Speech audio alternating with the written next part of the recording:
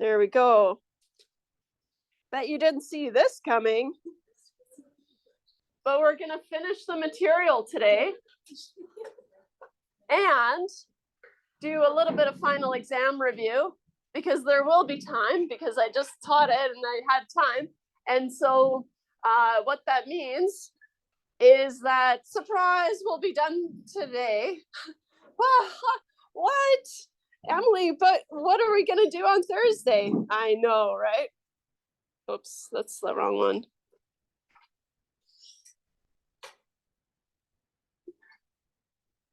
We're going to finish all the new material today, and I know how you're feeling. So sad. Me too. And I just want to review the final exam topics to expect. So I don't, there's way too many types of questions to cover that I can't really do a final exam review, but I do want to give you an overview, I guess is more accurate. Okay. And then on Thursday, what I want to do is I'll be here, right? But I also know that it's a busy time for you guys. And so I'm just going to be here, go through questions if you have any, right? Bring some questions that you want to work through together as a group. I'm not going to bring any, but I'm sure if you have any, then you can stop by, kind of a drop-in situation. And if not, you're free. Yeah. We have a practice test like you did for the 2 other midterm. And I think I already posted it. I did. Look at me go. Oh, just pat myself on the back here. I'm just going to mute everyone. I do. So does everyone have a different, like, does it matter, like, for which teacher? Like, you have a different exam than another stats teacher, or we all get the same? They're 80% common. So I'm allowed to make, changes that reflect, how I taught the course and things that I emphasized. Whereas, Joy, who's teaching another section, she might have emphasized something else and she wants to test that, but 80% common. So you want to make sure that you write my exam, because we're in the same room as Steve's Stat 121 for the final. And so we're in S104, kind of a bummer. Comfy seats, but they're so squeaky. Little tiny tables for the formula sheet, for your tables, for your tests, and your scrap paper. Oh my gosh, it's not a fun place, but the seats are comfy.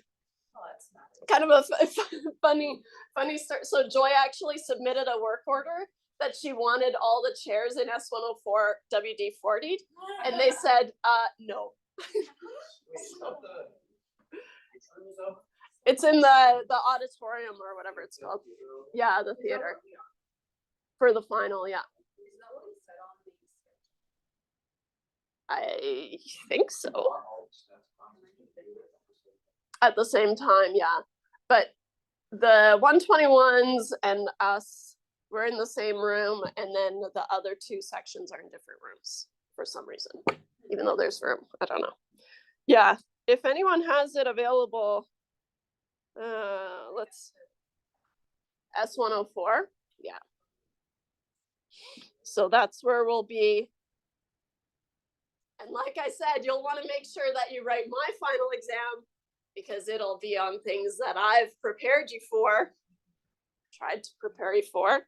And I also just want to emphasize that there's no class.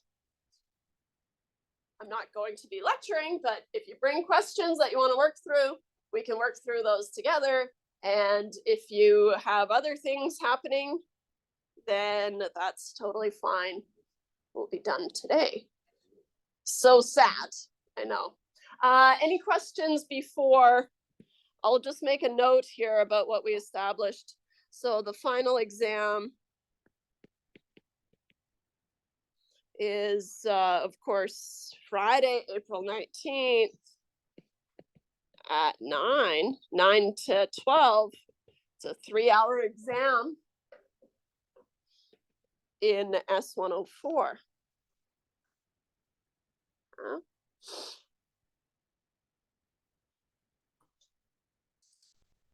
Good. Any other questions before we rattle off? Yeah. Would be like similar to the term test where it's like kind of start to finish like stuff.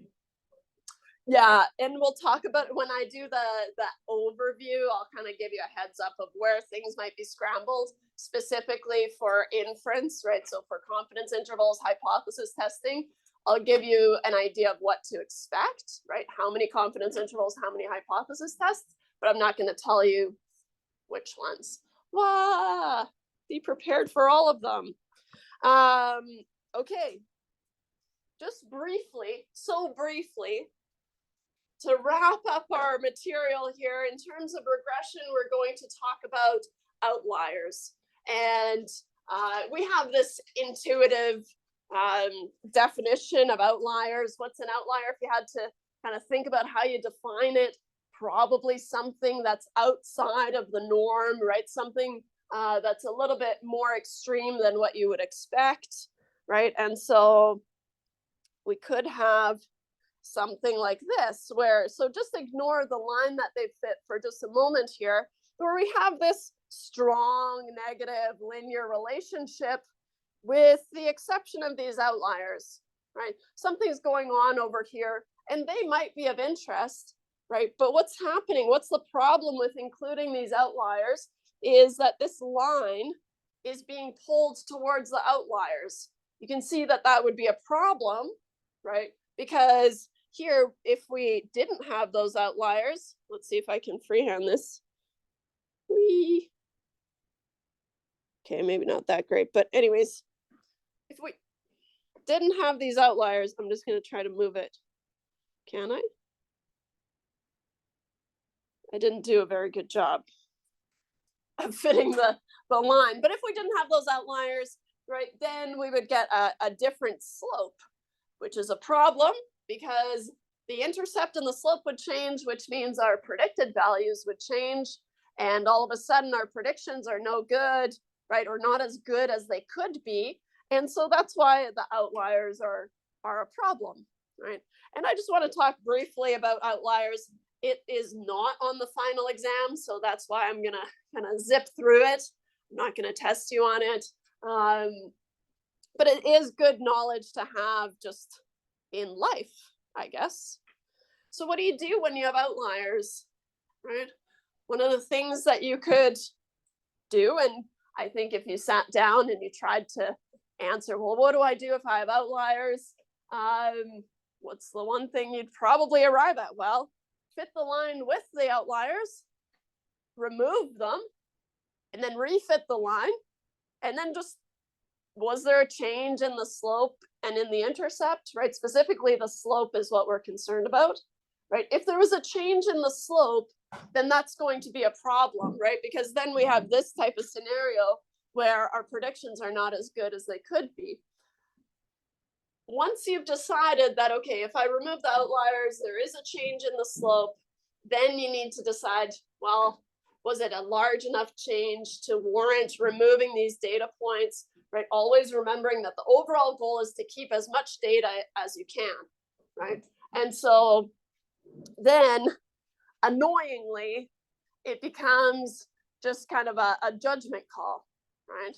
And so we'll talk about that a little bit, but at that point you argue, well, the slope didn't change that much, therefore I'm going to keep all these points, all these outliers, or the slope changed too much for me to be comfortable with that, and so I'm going to remove these outliers. And those are your only two options.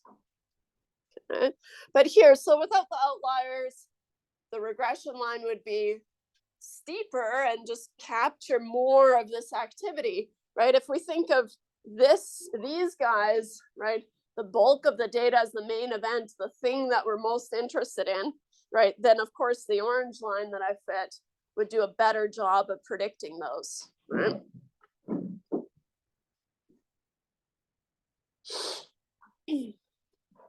Could have something like this, right, where we've got a point up here and it's definitely holding the line, right? It's pulling this line towards itself, right? And so this is what we would call an influential outlier. So it's not just an outlier in this sense, but it's influential because it's pulling this line towards it. If we ignore that red line for just a moment, and I look at this, and I ask you, well, is there a relationship here? You would say probably not, right? What does that mean?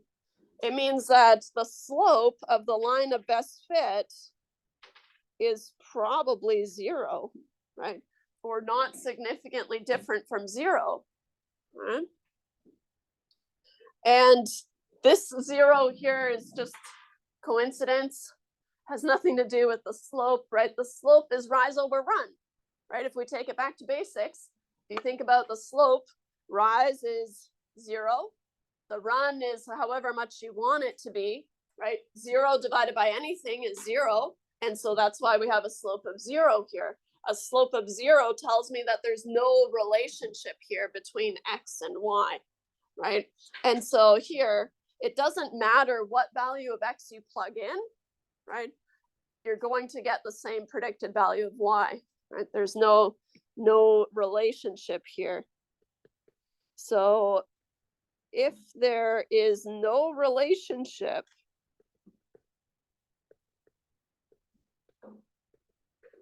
between x and y, the slope is 0. So all of a sudden in this scenario, we went from something where the slope would be basically 0, right? Maybe a little bit, but no real activity, right? And then when we added this outlier, then all of a sudden we get this line and it's got a steep slope, but it doesn't mean anything, right? Because the majority of our data here is in this cluster and there's no relationship there. So in this case, you would remove this outlier and find that, okay, then the slope went to 0. So there's probably nothing going on here.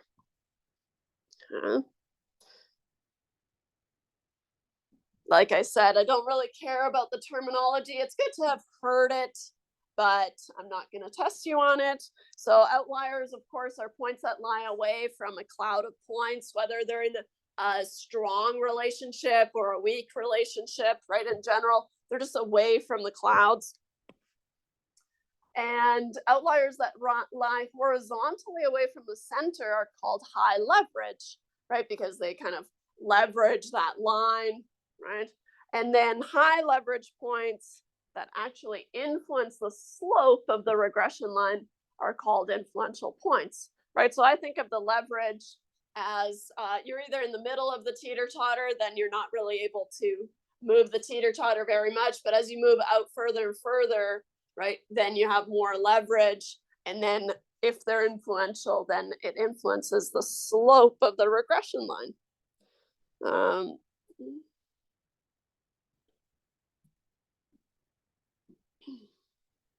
In order to determine if a point is influential, that's when it's a problem, right? You're going to visualize, or better yet, fit the model, right? And so when I say fit the model, what do I mean? I mean, find the slope and the intercept of the least squares regression line. That is your model, right? And in lab 10, I saw a lot of you have done lab 10 already, so good job. If you haven't, right, then you'll see how to use Excel to find that regression line. And so you could fit the model. You don't have to visualize it, right? Or fit the model. The model is y hat equals b0 plus b1 times x, right? That's your model. You can use Excel or you can use kind of by hand calculations, but I would encourage Excel at that point. So what you're going to do is you're going to fit the model with the points and without the points, potentially more than one. Okay? The question you're going to ask is, does the slope of the line change considerably? Okay.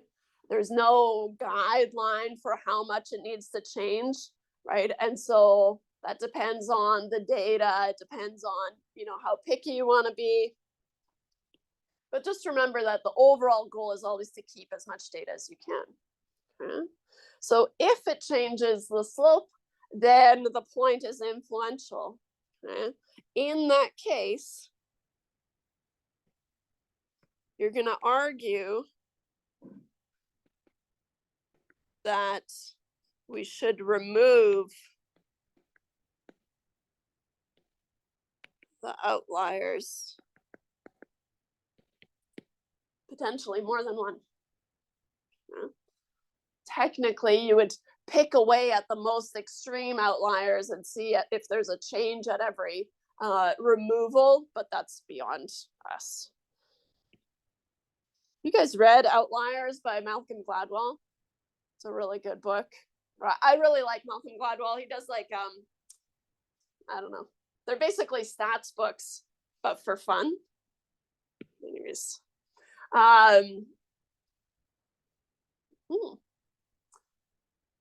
Emily, I'm reading textbooks right now. I can't be reading fun books. I know the feeling.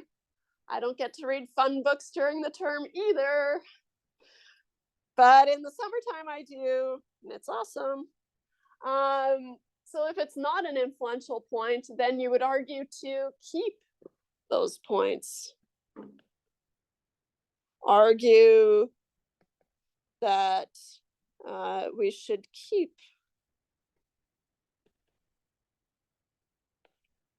the outliers, right? If they're not making a mess of your predictions, then why would you remove them?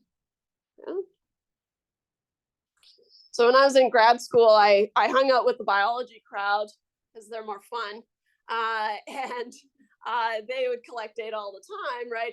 And so I was kind of watching them do it, and I would just watch them click and delete outliers, just left, right, and center, just delete, delete, delete.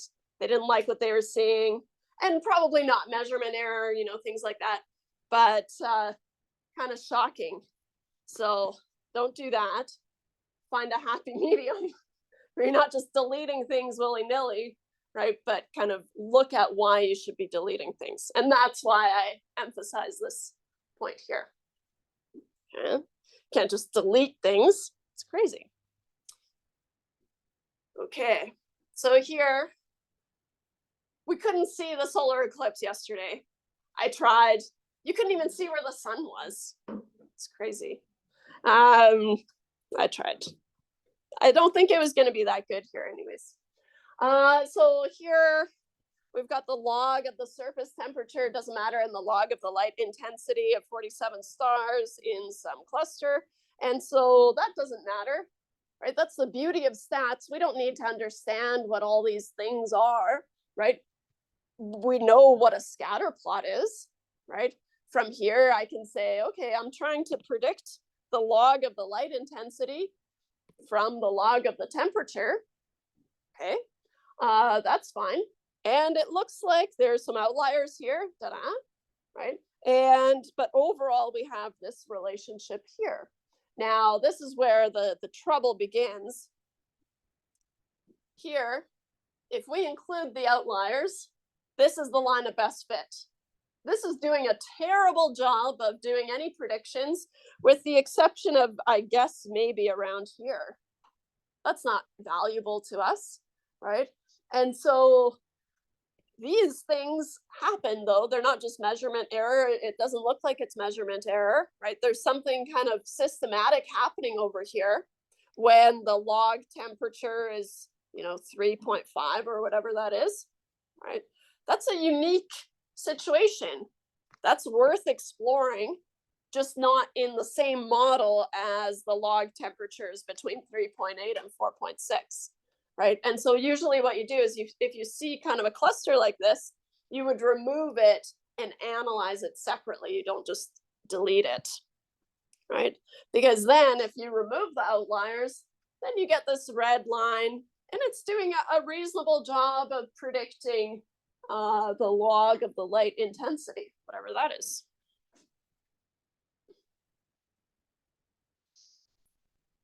Okay, so I'm gonna skip through these to the answer. Types of outliers. This one is high leverage because it's outside the cloud, but in this case, right, it's following this general trend. right? And so it's not going to change the slope at all. Removing it, including it wouldn't change the slope, and so it's not influential, but it is high leverage, right? Because it could move up just a little bit and all of a sudden your line would follow it, right? And so kind of just the difference. Such a noisy room today. Well, I feel like it's been that way lately. This point here, I would argue to keep it just because it's not going to change the line, mostly because it's not out horizontally, right? It's just kind of vertically an outlier, which usually doesn't have that much influence on the line, right? It might up down a little bit, but overall, all these other points are going to steady that line. Okay. Oh, the answer is none of the above, and I don't like those. Which of the following is true? Blah, blah, blah. Anyways, like I said, I'm not going to test you on it. So you can read through it and kind of talk to yourself about why none of these are true. Fine, we'll do it together. Influential points always change the intercept of the regression line. Not necessarily true. Can't think of an example, but the intercept, right, is just where it crosses the y-axis, so maybe not. Influential points always reduce r squared. Not necessarily the case. Anyways, you get the idea. I know I said I was going to do it and then I didn't. I got bored. One of the problems with having an outlier like this is if we have this cloud, now it's slightly different, I think, than this cloud, but they're essentially the same, right? Oh gosh. My voice fails me on my home stretch of material. Uh-oh. So here, if I don't have an outlier, then I basically have this essentially horizontal line. There's a little bit of slope here, but the correlation is 0.08. That's very, very weak, right? How's it 0.08? What's my issue here? What am I just catching? Oh, negative. This is a negative slope, so the correlation should be negative. But it's not. I'll do it in red. Negative? Question mark? I don't know. Oversight, I think. We're just looking at the strength, though. It's not very strong, right? And so the r squared, which tells us how well our line fits or how well our model fits our data, right? And so we want an r squared as close to 1 as possible, and it is the correlation squared, right? And so this is not very close to 1 at all, especially compared to this one over here, right? And so at first glance, if I told you that, okay, you can have a model with an r squared of 0.0064 or an r squared of 0.6241, you would say, oh, that last one for sure. I want that one. That one's better. But then if you remove the outlier, you'd be back to this initial situation. It's not going to be a good model, right? It's just that outlier that's holding the whole line up, basically. Okay. This next section is 8.4. Inference for linear regression. Oh, I was hinting at it before, but here we go. Let's remind ourselves that if I have something like this, ignore the line.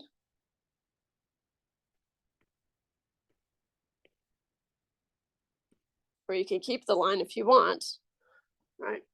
In this blob of data, we say that there's no significant relationship between X and Y, right? And so here, I've got my X, I've got my Ys. There is no significant relationship. Uh-oh.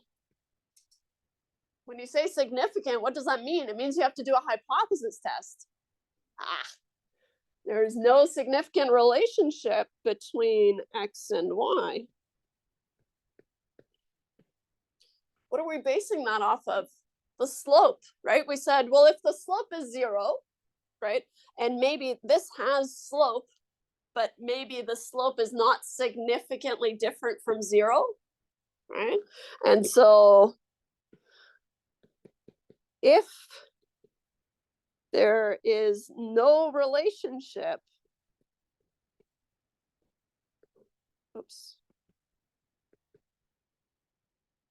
the slope of the regression line, I'll just call it the slope is not significantly, I'll just do different from 0.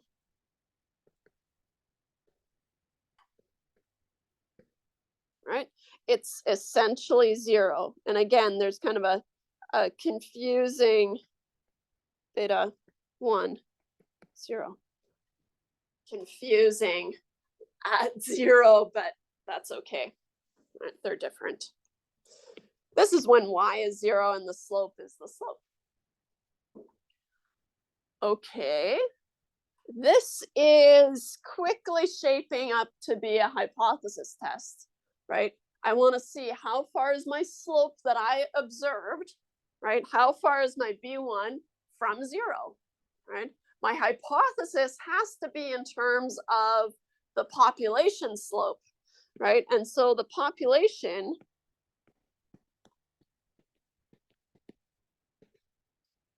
has a model that says Y is going to be beta naught plus beta 1 times X, right? And so this is the population slope. Back to that same scenario where I have sample information and I'm trying to use that to see how that reflects on my population information. So my null hypothesis has to be about the slope. Usually you can test the intercept, but it's not very interesting, right? And so usually we just ignore it. But the null hypothesis is going to be, well, what do you have to do? You have to assume that the slope is 0 until you have proof that it's not, right? And so beta 1 is 0. Right? It's going to be your null hypothesis. It's your alternative hypothesis. Beta 1 is not 0. Right? And that's how you conclude that there's no significant relationship. So although we're testing the slope, we're talking in terms of the relationship, and here there is a significant relationship.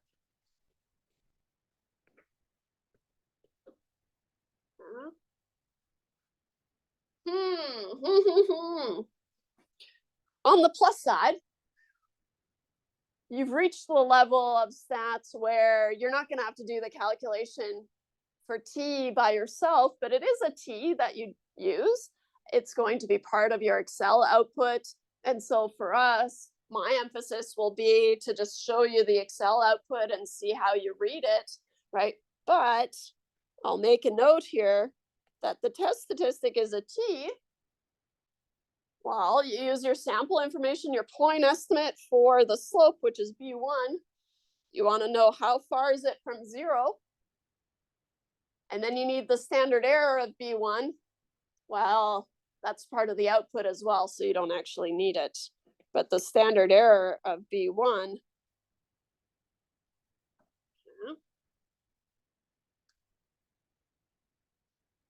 this is the most important part of this test, right? The null and alternative hypothesis. And then knowing that it's a T, you know how T behaves, right? You need some degrees of freedom. We're not going to worry about that because software just does it in the background anyways. Okay? It's always going to be a two-sided test. There's really no reason to use a one-sided test, even if you suspect one or the other. Okay, and so it's always a two-sided test. And so here's kind of a bizarro example, relatively recent too, which is even more creepy. But in 1966, Cyril Burt published a paper called "The Genetic Determination of Differences in Intelligence." A study of monozygotic twins reared apart, question mark. I don't know why there's a question mark. So the data consists of IQ scores. And then here we're going to have to assume that it was a random sample of 27 identical twins. So weird and creepy. One raised by foster parents and the other by the biological parents. Not sure how they got ethics approval, but whatever. We've got the data now. So what do we see? First thing, when I give you a scatter plot, right, we have to describe the relationship. But even before that, right, we've got our Y is the foster IQ and X is the biological IQ, right? And so here, whatever's on the y-axis, whether it makes sense or not, whatever's given on the y-axis, that's what we're going to predict, right? And what we're using to predict it is the x, right? So in this case, we could have flipped these and it is the same scenario, right? But your line would be slightly different, right? So the next thing we have to do is we have to describe the relationship. This relationship, I see a strong, positive, linear relationship, right? You have to talk about all three things, right? So here, strong, positive, linear relationship. Nice. So if we use software to fit this line, of course, if you had to do it by hand, you would need the data. What could you do then? You could calculate the correlation. In this case, it's given to you, right? But if you have the data, it's easy enough, as you'll see or have seen in the lab. You can calculate the mean of X, the standard deviation of X, the mean of Y, the standard deviation of Y, and then you can use the formulas on the formula sheet, or just use the regression function in the data analysis tool pack, for example. Now, just a quick note, this output, this is our output, but Excel looks the same. Just because it's not exactly the same, but very similar. Okay. So all we need to pay attention to is, well, here's my estimate for the intercept. Here's my estimate for the coefficient of the biological IQ. That's your X, right? And so what does this mean? It means that B0 in your model is 9.2076, and B1, right, your estimate from your sample is 0.90144. And then what are we trying to build? Well, ultimately, we're trying to build y hat is B0 plus B1x. In this case, the y is the Foster IQ. So we've got the Foster IQ, Forster, nope. Foster IQ, the predicted Foster IQ, I'll just put a little hat on there, is 9.20760 plus 0.90144 times the biological IQ. What's our end goal here? Well, I calculated the slope, it calculated the intercept. That saved us a little bit of work, right? We can still use this to interpret the slope, interpret the intercept, right? Those are all go-to moves, right? But we'll leave that in last week. what are we trying to do? We're trying to plug in some biological IQ and predict the foster IQ, right? Always our main goal is to predict Y. Okay. So here we have the estimate of the coefficients, right? The estimate just meaning it's from the sample. And so the coefficient of the intercept is just the intercept, and the coefficient of X is the slope. We have some standard error. That sounds familiar. Is how do we find our test statistic? It's going to be our estimate minus the null value. So specifically for the slope, right? How far is the slope of 0.9014 from 0? If the standard error of the slope is 0.09633, you can do that math and find the t-value, which is 9.358, right? So it's already done it for you. Then if you move into the next column, you've got the p-values. So these here are the p-values. Oops.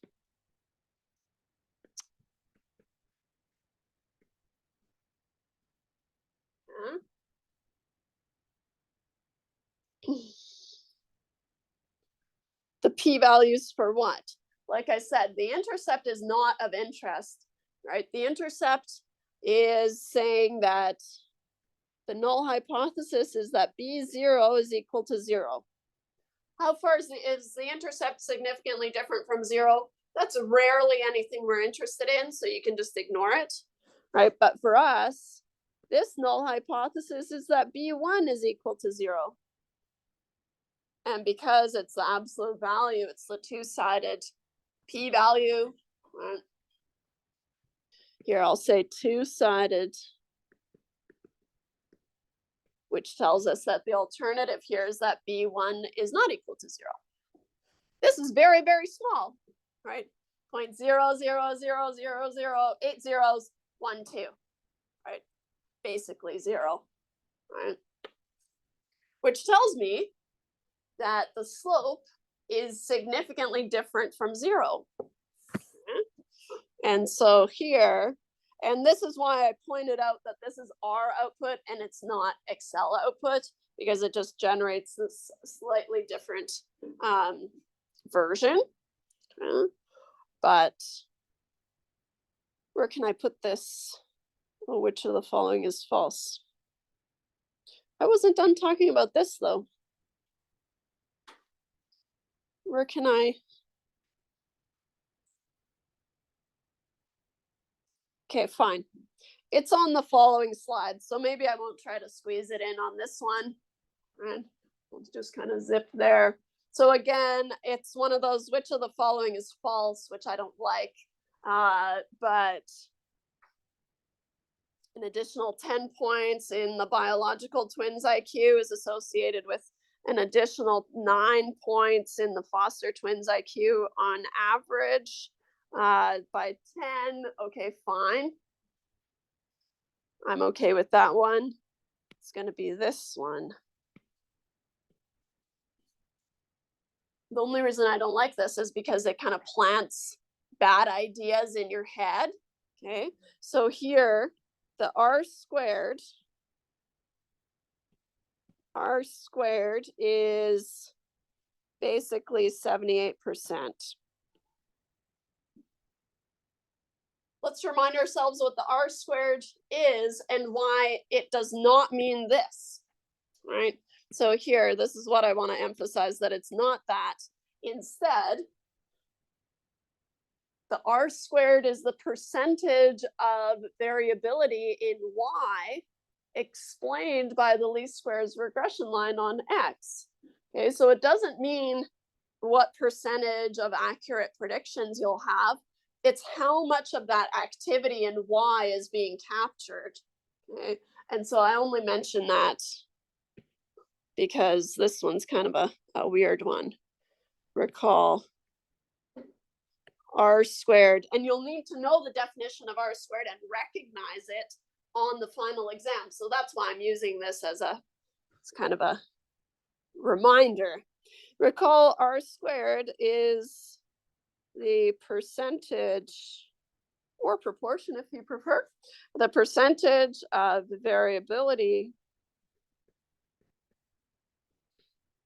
in y explained by the least squares regression line on x.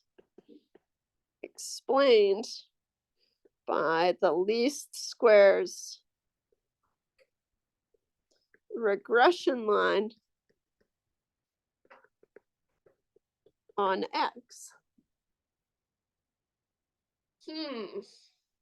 That's a lot. What if you only had to recognize, well, so what I use as a kind of a crutch is if you see percentage of variability or proportion of variability, then your brain is going to think r squared, right?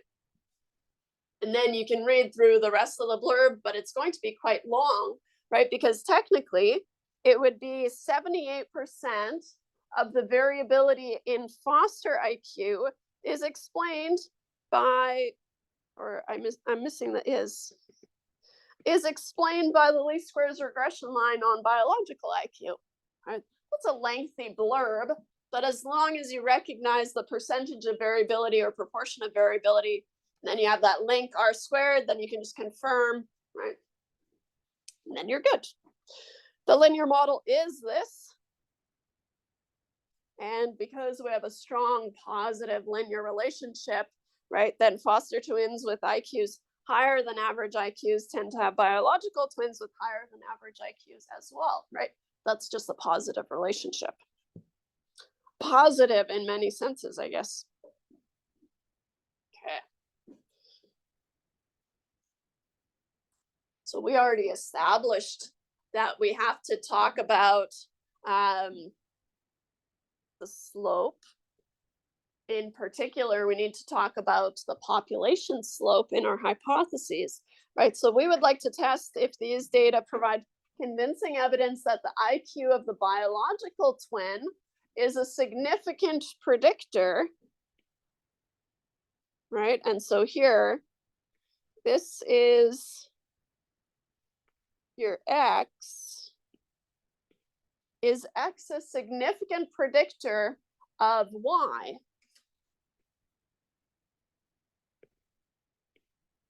So when we want to talk about a significant predictor, what that means is the slope significantly different from 0, right? Does knowing x help us predict y, right? That's what it's saying. And so we already established that, okay, these two, they're baddies because they're in terms of the sample, and that's, we know everything about our sample. Bink, bink. So they're out immediately, right? And then we can test the intercept, right? But we're interested in the slope. And so here, right, this is the intercept versus the slope. So it's not this one, it's this one. Whee! So we want to know about the slope. The intercept is typically just an anchor where we cross the y-axis, right? No one's going to have an IQ of 0, so that doesn't tell us anything. How can we interpret this slope that we have, or this intercept? If a twin with the biological parents' IQ is 0, the predicted foster IQ is 9.2076. But that doesn't mean anything because that would never happen. Can't have an IQ of 0. Okay. So what we're going to base this off of is this line here. This tells me that bio IQ is a significant predictor of 0, right? In fact, in terms of the p-value in our conclusion, as always, right, notice that we skipped straight from the null and alternative hypotheses, right? So maybe I'll put it up here once I'm done writing it. Step 1, state the hypotheses. We're used to seeing that. H naught is that B1 is equal to 0. I have to assume that there's no relationship until I have enough evidence to say that there is a relationship.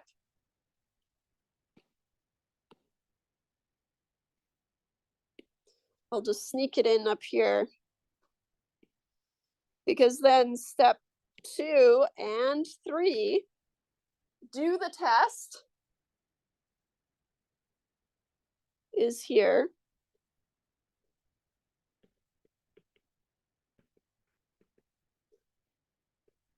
And find the p-value is here. Way simpler, right? Harder because we're not used to looking at this output, but once you kind of get the hang of it, you really only need the null and alternative hypotheses, which is always this. And then you can skip straight to step 4, which is your conclusion. What are we going to say? Well, since the p-value is approximately 0, right? It was 0.00008 zeros, 1, 2. That's really small. That's basically 0. So since the p-value of approximately 0 is less than our assumed alpha level of 0.05, right? We have enough evidence to reject H naught in favor of HA. What does that mean? It means that the biological IQ is a significant predictor of the Foster IQ. See, it's easy and fun.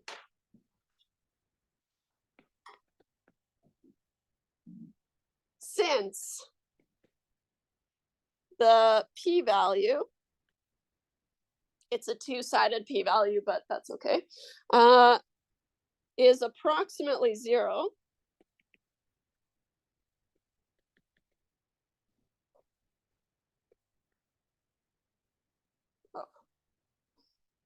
it is less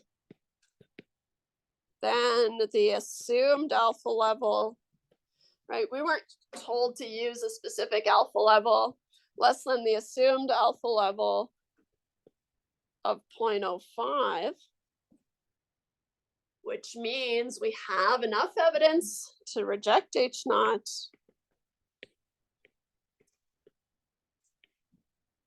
We have enough evidence to reject H naught in favor of HA.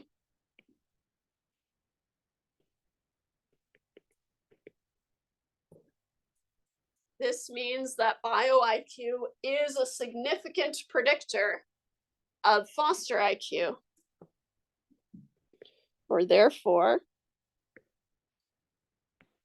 bio-IQ is a significant predictor of Foster IQ.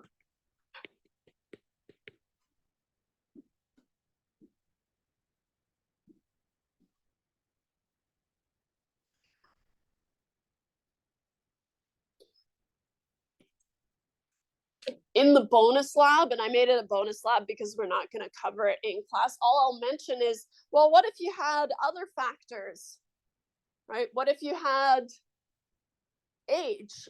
They didn't tell us they were all the same age, right? Someone who's 10 years old is not going to have the same IQ as, I don't know, someone who's 25, right? Maybe something like that. So what if there are other predictors here? Well, we can do that with multiple regression. So we can add more predictors, right, that also help predict values of Y and hopefully improve our predictions of Y, right? But then what you would do is you would have a p-value for each of them, and then you can decide which ones to keep in your model, right? Especially if you have a large data set with lots of different explanatory variables, right? Then you can build models with different combinations of explanatory variables or predictors, as we're calling them here. And so we can allow for multiple predictors, and hence the term multiple regression. And this is called simple linear regression because there's only one value of X, right? but I'll leave that for the bonus lab. But that's all there is to it. Okay. And so here it's just talking about what we just did, blah, blah, blah, calculating T, the degrees of freedom. And then here,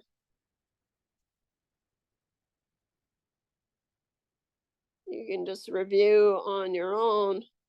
It's just another example, but I want to head to the main event of talking about the final exam, just giving you an overview for the final exam.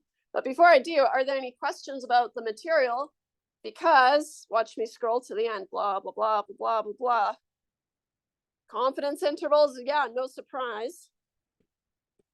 If I have a point estimate and I have the standard error of the point estimate, and I know it follows a t-distribution, you could build a confidence interval, but for us, the end of the material. Good job. Now,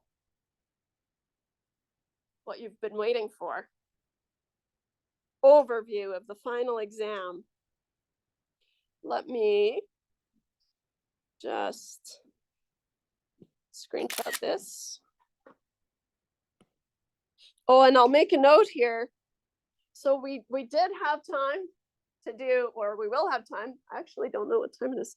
11:52. Oh, acres of time to give you a proper overview of the final exam. So then Thursday is just a drop in, bring questions if you've got them. Enjoy the sunshine if there is any. Doesn't matter to me.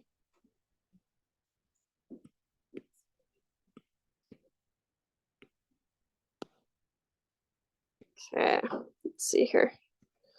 Let me just crop top this a little bit.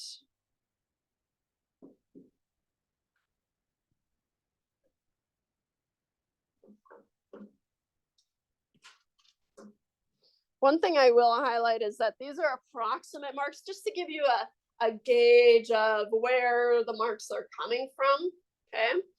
And so just gonna give a quick little rundown here. I reserve the right to make adjustments to the marks. That's why I say approximate.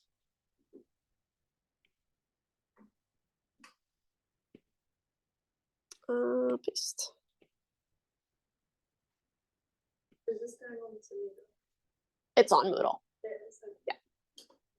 So the first question is just multiple choice, 10 multiple choice questions from chapters 1 and 2, right? Very similar to what you saw on test 1, where, okay, which one is the response variable? What is a numerical variable, right? What's a categorical variable? Which all feels very basic now, right? But you saw this on test number 1, and it's going to be on chapters 1 and 2. So there you go, 10 marks in the bag already. Okay. Whoa. Okay. And I'm going to do this in 2 parts because it's way too big.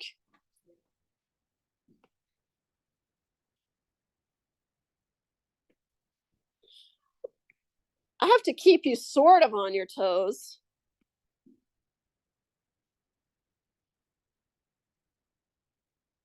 Oh, make it a little bit bigger. Remember probability, chapter 3. We had one of each of these on test 1, right? There'll only be one, but be prepared for either or, right? And so a contingency table and using that table to calculate probabilities, or I might have you make a tree diagram and calculate probabilities using the tree diagram, right? Same types of questions, it's just how you approach it. So this is also on test number 1, and it's in chapter 3. So you've seen both of those. It'll only be one, but be prepared for both. Okay. And I do, so like we were saying, I do like to keep the final exam just kind of in the same order as things appeared, right? Where it gets a little bit fuzzy is between 5 and 9, right? Confidence intervals, hypothesis testing. But besides that, I like to keep them kind of in order. Okay. So far, so good, hopefully. Yeah, in brackets is the marks, the approximate marks. Okay. Yeah. So those are like long answers. That's like Yeah. a long answer. Yeah, everything except for this first one is long answer. Oh, okay. Okay. Yeah. Fun times marking for me. I know you feel really bad for me. No, you don't have to. The normal distribution to find probabilities and cutoffs. That was also on test 1, right? In fact, it's from section 4.1, where we just use z-scores. We use the z-table to find probabilities, or I give you some probability and you have to work backwards to find the x, right? And so this was also on test number 1, and it's from section 4.1. Why did we spend so much time there? If it's just on one section, we relied on those concepts, right, of finding the areas in the tails all throughout inference, right? So it was a building block, just kind of easy marks in my opinion, right? Going back to just z-scores. Z equals x minus mu over sigma, right? You have mu, you have sigma. You either have to find x or find the probabilities. Right? Then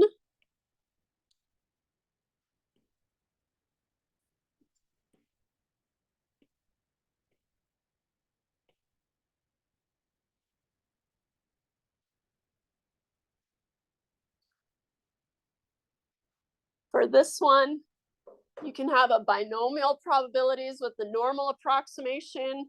We saw that on test 1.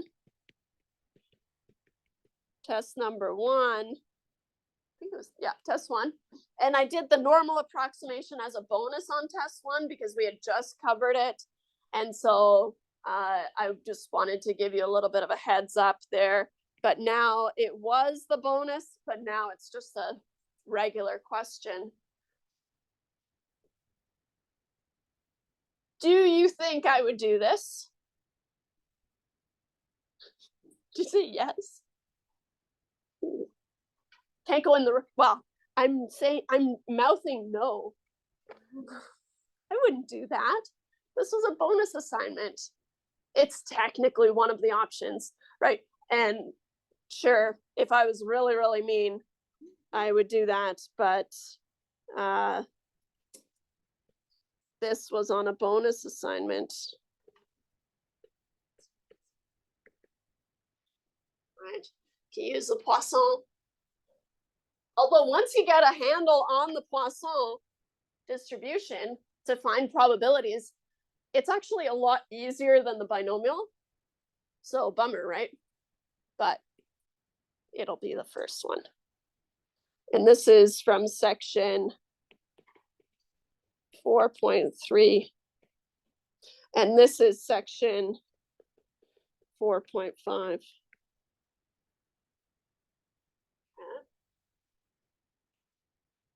But everyone's picking up what I'm putting down, yeah? Good.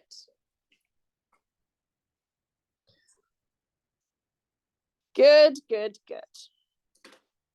Then we head into this mess. The only one that's really given. So a confidence interval, a nice little warm up. A goodness of fit test. That's the only one that's explicit on here, right? This is the chi-squared goodness of fit, which is on section 6.3.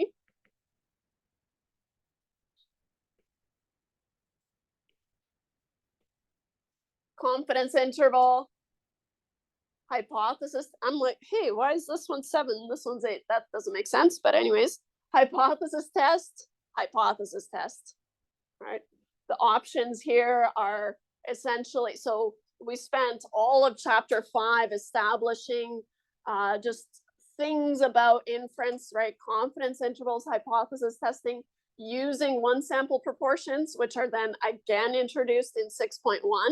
So I'm going to say chapter 6 and chapter 7, right? That's where these guys are coming from.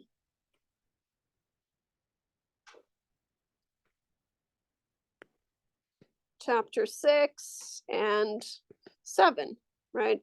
A lot of this was on the test that we had, test 2. Oops. All right, this is from test number 2. Test 2 did not include 2 independent sample means, right? So the only thing that's new here, so new is 2 independent sample means.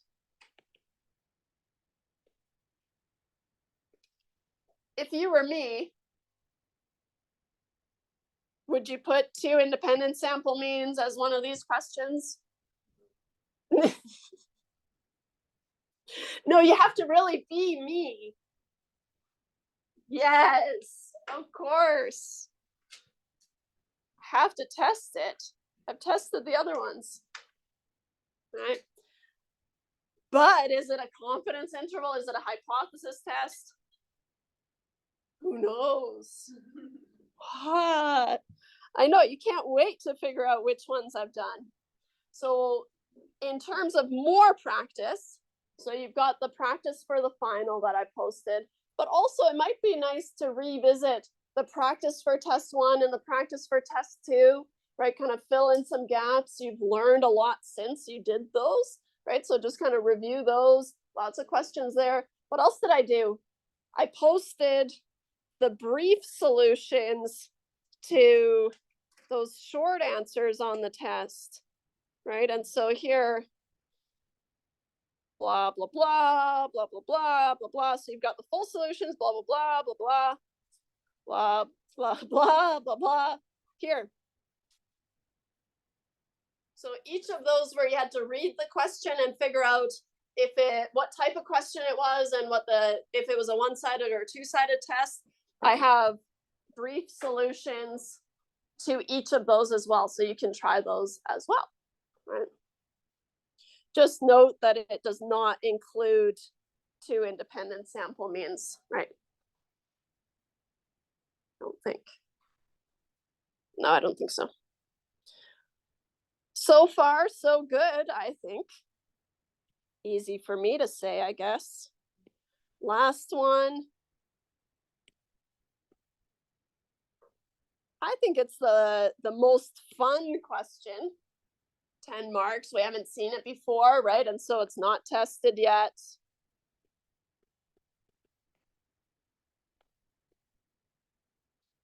But it is chapter 8. Least squares regression analysis. Let's just kind of review all the possible things that I could ask you or reasonably ask you. Oops. Let's say that I give you a scatter plot, then maybe I won't say given, but identify the response and explanatory variables. Easy peasy, especially if I give you a scatter plot. But even if I ask you, hey, use this variable to predict this thing, right? Then you can use that to find, we always want to predict why, right? So identify the response, whoops, and explanatory variables. That's something I could ask you and will ask you to do. It's another thing I might ask you to do. Well, describe the relationship, right? If I give you a scatter plot,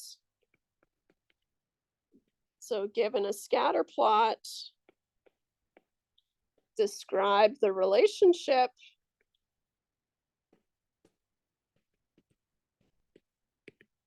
This is where you have to touch on all three things, right? The strength, is it strong or weak? The direction, positive or negative, and whether it's linear or non-linear. Better hope it's linear, otherwise we can't fit a line to it, which is of course the next thing I'm going to make you do.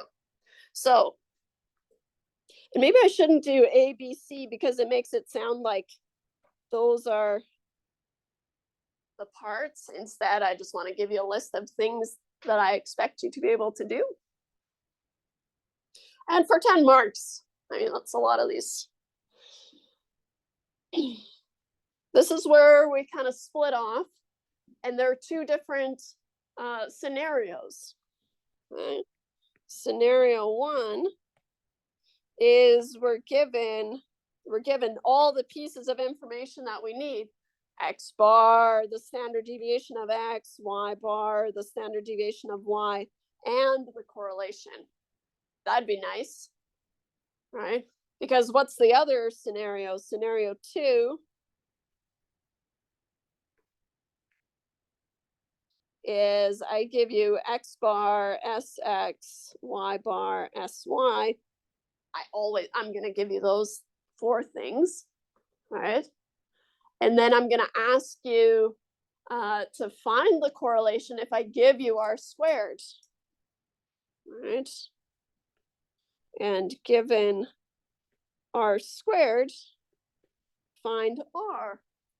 That's that sneaky way where you have to work backwards, right? R squared is the correlation squared, but then you have to consider if you have a positive or a negative relationship. If you have a negative relationship, then you need to tack on that negative on the correlation. That's sneaky, right? But then once you've done that, then you have the same information, right? So it's just a matter of how you get the correlation. Either I give it to you. What's the follow-up here? If I give you the correlation, I'm probably going to ask you to calculate R squared, right? So then calculate R squared.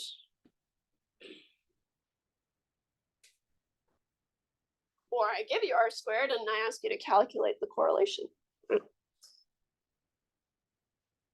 And I don't know why I did that bumped out like that. There. So two different scenarios, same information, right? What are you going to do next? I guess that's like a bullet. Not really, but. So the next thing you're going to do, you're going to find the slope, right? I'll say calculate the slope or find the slope. You can use your formula sheet for that. Whee!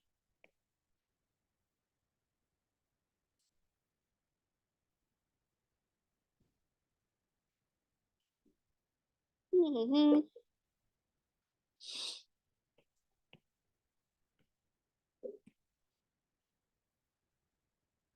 If you have the correlation one way or another, I gave you the standard deviation of Y, the standard deviation of X, you can calculate the slope. All right. Cool. I will make you find the slope, but what else am I going to make you do? Once you have the slope, you have to interpret the slope.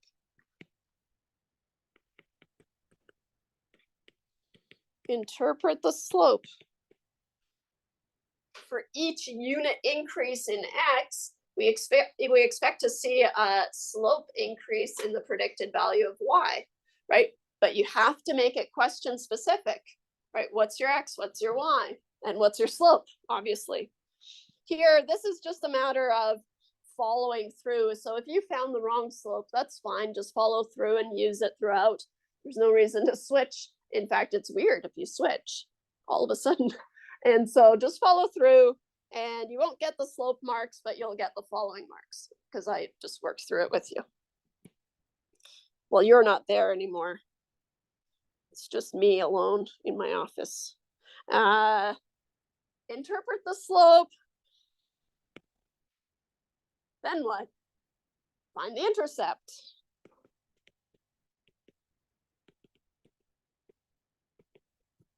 Well, the intercept is also on your formula sheet.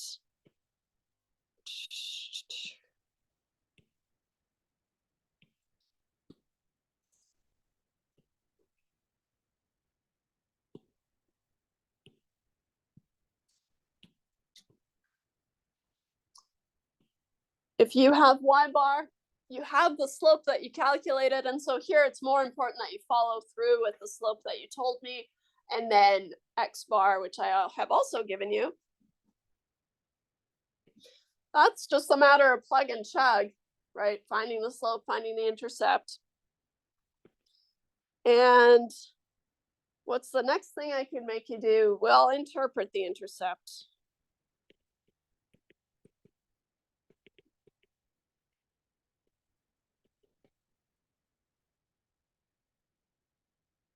What is the intercept? It's the predicted value of y when x is 0, right?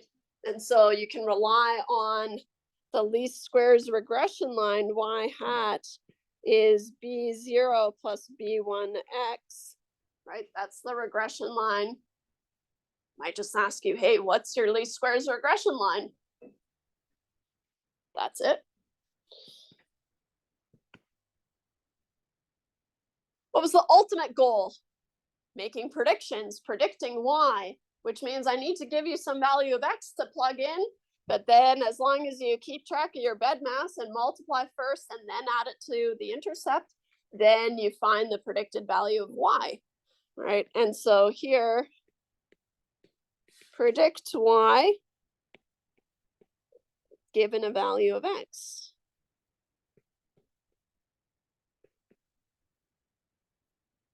I will make a note here. Beware of extrapolation. Extrapolation was using values of x that are not in the range of your data, right? So often what I'll do is I'll make you do a prediction using a value inside the range of x. That's all fine. Do you trust that prediction? Yeah, why not? It's inside the range of our data. Why not? Then I make you do a prediction where the x is outside the range of your data. And then I ask you, do you trust this prediction? And you say no, because I'm extrapolating. There. I'll just summarize that as beware of extrapolation.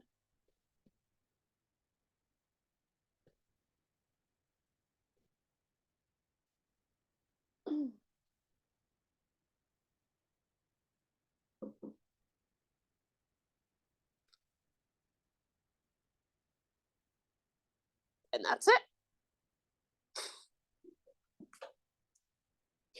10 marks out of this. This feels like a lot more than 10. I'm not going to make you do all of those, but almost all of those.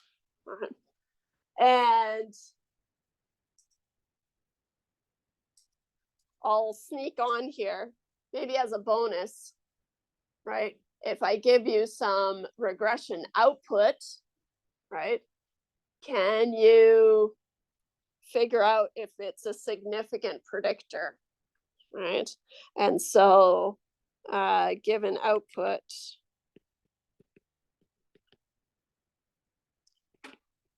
test the null hypothesis that beta 1 is equal to 0 versus the alternative that beta 1 is not equal to 0. Sneaky. I'll make that. If I put it on there, it would be a bonus. But we did do it today. So, last day. And with that, I thank you for a wonderful term. You did it. Don't ask me how I did it.